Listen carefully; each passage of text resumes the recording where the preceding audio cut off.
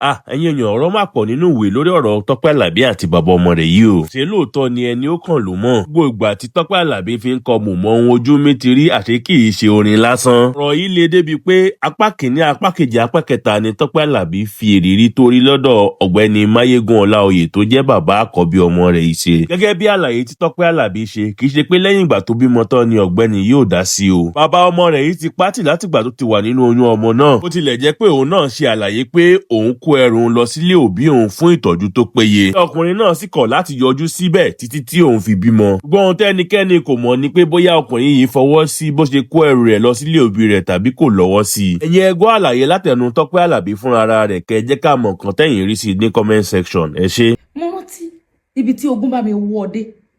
Ogun kan dẹ̀ di oyún mọ́ mi nínú fún ọdún kan gbáko tí ò bá jù bẹ́ẹ̀ lọ. Dr. Aofeso káre níbi tó wà.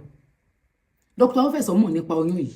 Bó ṣe ń ga ló ń lọlẹ̀, bó ń ga ló ń lọlẹ̀. Tó bá yí lé ní tẹ́ bá ní ó dẹ̀ bẹ́ẹ̀ kó ti bẹ́tà o, tí bá sáré hospital báyìí, tí bá fún ma hospital, á tún ti dákẹ́ pẹ́m. In fact, kí tó dé hospital láàárín 20 minutes, ikùn ẹ̀ lè ti lọlẹ̀ padà. Á dàbẹ̀ ní kémi ò tiẹ̀ lóyún. Bẹ́ẹ̀ ló ṣe mí fún odidi ọdún kan, lọ sí ọdún kan àti oṣù kan. Nígbà tó sú doctor, wọ́n láti evacuate ẹ̀ ni. Wọ́n tún bẹ̀rù gan pàápàá wípé àwọn máa mọ irú kí leléyìí táwọn bá lọ tó bá lọ wọ́n ṣọ́ mi lójú méjèèjì ni. Lẹ́yìn ìgbà yẹn mo tún wá mú sùúrù díẹ̀ ni mo lóyún.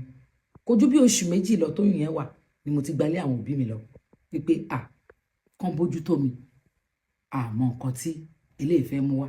Nígbà tí mo dẹ̀ gba ọ̀dọ̀ wọn lọ, ṣé ẹni tó lóyún yẹn ṣé kò yẹ kó check mi bóyá ó tiẹ̀ máa pa mí ni, bóyá yẹn fẹ́ pa mí ni, bó fẹ́ ṣe mí léṣe ni, bó fẹ́ kò tiẹ̀ béèrè mi fún odidi oṣù méje gbáko.